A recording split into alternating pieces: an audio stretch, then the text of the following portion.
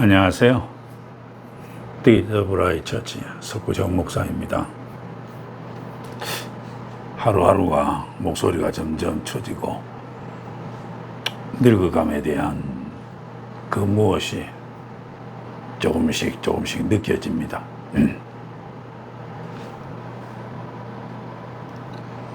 의외로 제가 왜 그 마포에 계시는 정목사라는 분이 도울 김용옥 교수를 깐 얘기가 있잖아요. 그 얘기를 제가 한 서너 편 올렸더니 기존 저 동료들이 그거를 가지고 많은 얘기를 나누어요. 그래서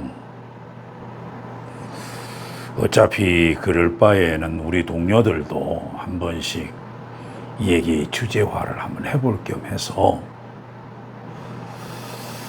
제가 가지고 있는 자료를 가지고 일단 계속 방송으로 올렸다가 일정한 부분에 있어서는 제가 끝내려고 합니다. 왜냐하면 신앙이라는 자체도 너무나 개별성이 강하고요. 종교 자체도 이제 현재에 와서 보면은 개별성이 너무나 강하기 때문에 이거를 독단적으로 나누어서 해석하고 비판하고 이런 것은 저는 별로 하고 싶지가 않습니다. 그냥 각자가 각자의 인연에 따라서 뭐 선택해서 믿어지면 믿어지는 거고 아니면 아닌 거지. 저는 다만 소개를 할 뿐입니다. 이번에는 제가 파일을 해놓은 내용을 보니까 도울 김용옥이 성경을 보는 시각이 좀 좁고 특히 또 왜곡시켜서 보고 있다. 이거를 전제로서 이제 얘기를 풀어나가는 얘기였습니다. 물론 성경이야 50년대 후반에 60년, 70년 사이에서 기록되었다고 하지만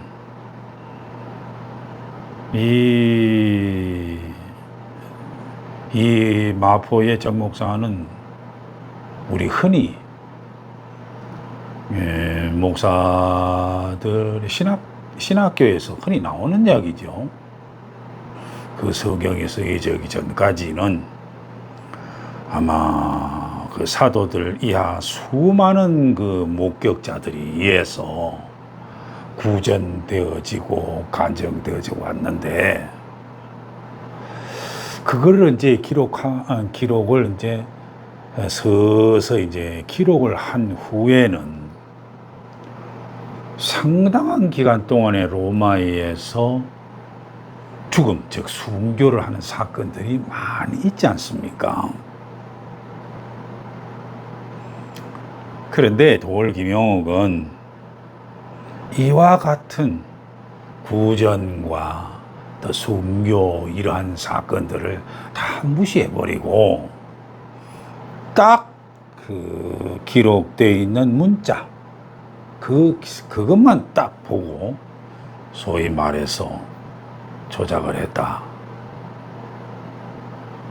그런데 그 조작의 내용을 뭐냐 하면 남들이 보면은 예수가 어떤 면에서는 실패한 것으로 보이는데 성경을 기록한 특히 복음서 기자들은 실패한 자를 메시아로 둔갑시키는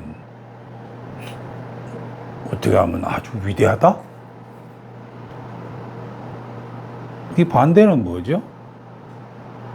없던 사실을 지어내서 수많은 사람들을 속이게 된 사기꾼이냐? 이런 쪽으로 해석을 해보도록 유도하는 김용호 교수를 까는 방편이 이거는 논리적으로 불가능하다는 얘기입니다.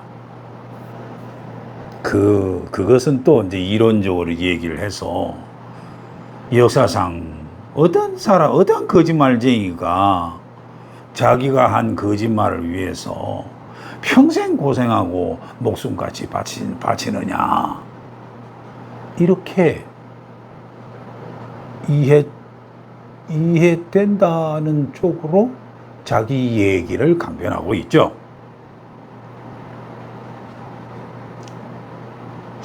다시 한번 생각을 해봐요. 자기가 지어낸 거짓말을 위해 자신의 모든 것을 희생한 사람은 없다?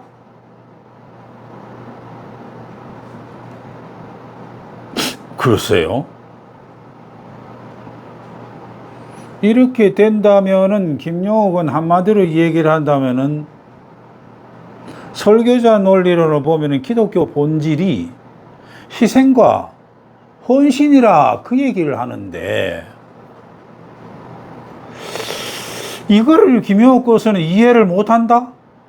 그래서 단지 세속적인 이해 있잖아요. 공동체의 무리들을 위한 저희들끼리의 교권이라고 그럴까요? 이런 관점으로만 성경을 해석을 한다? 이거는 김용호 교수를 까는 입장에서 봤을 적에는 이렇게 얘기를 할 수가 있죠.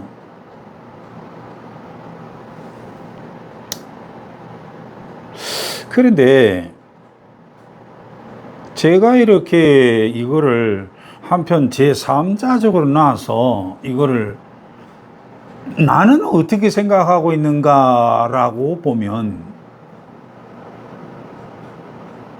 성경에 기록되어 있는 그 텍스트하고 뭐 그 순교니 뭐니 이래 구조이니 뭐니 한 이와 같은 역사적인 이 사실에 이것이 너무나 많은 거기에 대해서 과도한 실체성을 부여하면 말이죠. 어떤 현상이 나오냐면, 진리를 증명하기 위해서 이런 것을 계속 고집을 하게 됩니다. 왜? 가르치기 위해서. 이것은 저쪽에 이웃종교인 불교의 입장에서 보면은 이런 것을 법집이라고 하거든요. 가르침에 대한, 가르치기 위한, 전도하기 위한 뭐 이런 거 있잖아요. 뭐 하기 위한, 특히 가르치기 위한, 가르침을 주기 위한, 설교하기 위한, 증거하기 위한 이런 집착이 계속합니다. 거기다가 이와 같은 종교적 신념을 위해서 목숨을 바치는 이 순교 자체가, 그러면 이 순교한다고 해서 진리의 객관적 사실을 담보하느냐? 에이, 이거하고는 별거 문제입니다. 저는 그런 건 아닙니다. 이거는 자기 나름대로의 강한 자기 확신의 증거일 뿐이지, 이것이 꼭 객관적인 실제라고 해서 증거가 되느냐? 저는 아닙니다. 그런 논리를 하면은 그거는 기독교식으로 하는 것은 뭐 저는 그렇게 학문적으로 딱 정확하게 얘기하면 저는 그렇게는 못합니다. 왜냐하면 이 순교가 만약에 진리의 척도가 만약에 된다면은 기독교 이외에도 많은 종교가 있잖아요. 그러면 그 종교의 교리들하고는 그 교리들이 다 그 진리여야 되잖아요. 맞아요? 이런 모순에 빠져요. 그래서 성경에 의해서 말해진 것들, 구절에 의해서 말해진 것들, 이러한 것들도 주관적으로 보면 얼마든지 오염될 수도 있고 변형될 가능성은 얼마든지 있습니다. 다만 이거를 가려볼 줄 알아야 된다, 그런 이야기죠.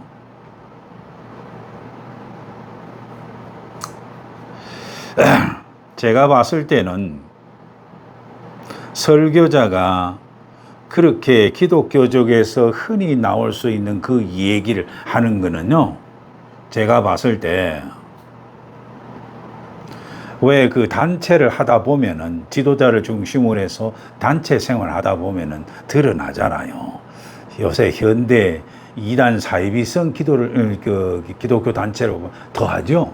뭐냐면 무슨 의도적으로 사기를 부리자, 사기를 하자, 이런 것이 아니고 각자 그 나름대로의 형성되어 있는 자기 나름대로의 종교적 체험을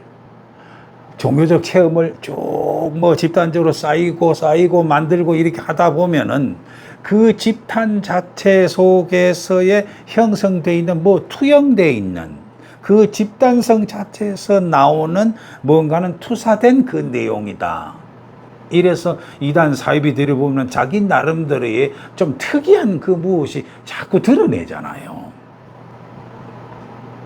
이걸 보고 뭐냐면은, 불교에서 보면은 나라고 하는 아상, 무리들이라고 하는 중생상, 우리들이라고 하는 중생상이 있듯이 자기가 목숨 지켜서 거짓이라고 하더라도 이 자신들이 이 투영되어 있어서 만들어낸 이 거룩한 모습, 이것을 보고 뭐냐면 이것을 지키기 위해서 순교를 뿐만 아니라 자기 가족들도 다 몰라하고, 가족들도 뭐 재산도 다 몰라하고, 거기서 노예 노릇하더라도 기쁘다고 하잖아요.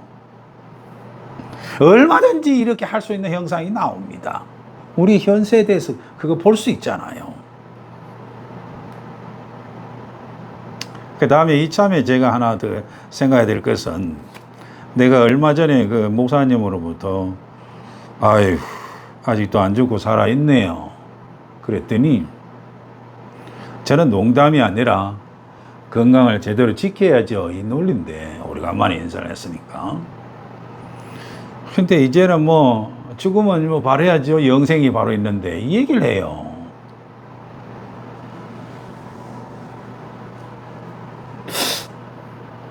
여러분들, 우리 기독교 목사님들한테 혹시 뭐 영생에 대한 약속을 이미 받아놨다는 둥, 내가 하나님과 함께 성령을 통해서 합일이 되어서, 이거 혹시 여러분들 영적인 탐욕이라고 생각을 해본 적 있으세요? 저는 한때는 이거 굉장히 강했습니다. 근데 저는 이것이 나를 이상하게 끌고 가는 것 중에 하나였어요. 저는 텍스트 중에서 지혜롭게 이렇게 객관적으로 보았을 적에는 그 당시 때에 마가, 마태, 누가, 요한, 그 공동체의 그 이해관계가 돈을 벌기 위해서, 권력을 갖기 위해서 그런 게 아니고요. 그 공동체가 살아남고 서로 간의 끈끈한 결속을 위해서 필요로 한 약간의 드라마적인, 서사적인 장치라 저는 이렇게 보아집니다. 결론으로 이 얘기를 하자면, 성경에 기록되어 있는 그 성경을 중심으로 하는 그 순교와 고난, 이 자체가 진리 자체다, 진리와 동일시한다, 설마 이런 오류에는 빠지지는 않겠죠? 그렇겠죠? 설마? 하나 물어봅시다. 여기 오니까 과연 진정한 구원이 무엇일까? 여러분들 한 번은 생각을 해봐야 되잖아요. 마포에 있는 정목사와 도올 김용옥이 성경이 역사적으로 사실이냐 아니냐 이게 구원하고 관계가 있습니까? 다만 하나의 방편일 뿐입니다. 여기까지 할게요. 감사합니다. 다음에 뵙겠습니다.